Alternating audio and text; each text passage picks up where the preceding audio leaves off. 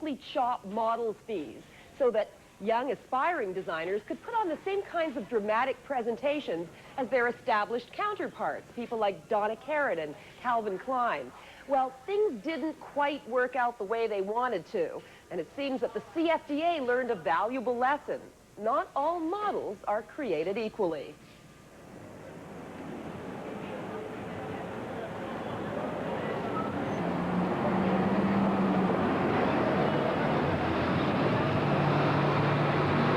What we're doing is important for New York, it's important for fashion, and hopefully it's going to be a success, and obviously everybody's happy. The best things in life are free.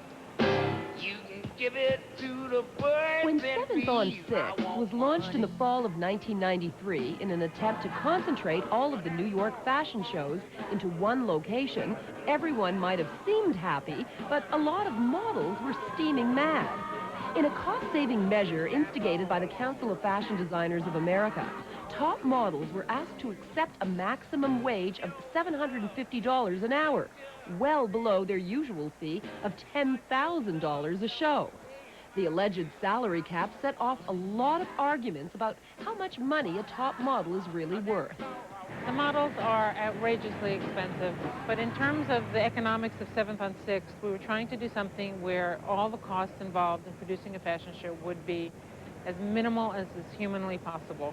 And we would be remiss if we didn't approach the model situation as part of that negotiation. Supermodels are not overpaid.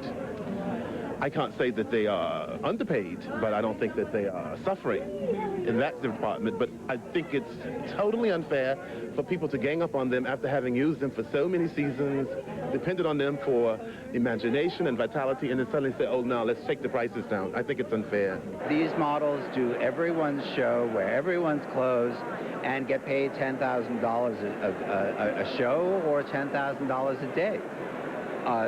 Those costs are reflected in the price of the clothes.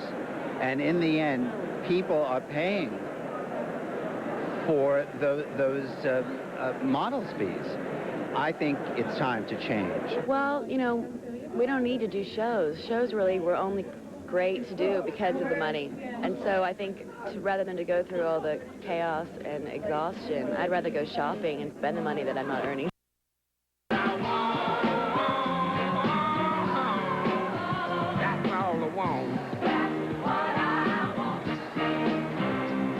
Shortly after the fall shows of 1993, the U.S. government began investigating the American fashion industry and subpoenaed several firms regarding their attempts to fix model fees.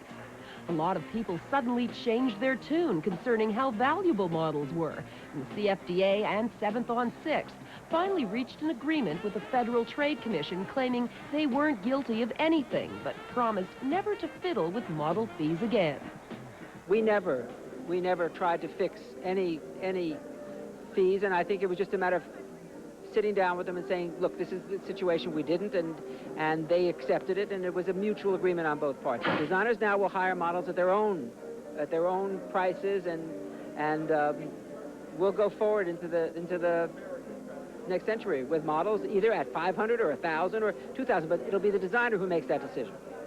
I mean, they'll get as much money as they're worth, and if they're worth $2 million, they'll get $2 million. I want money.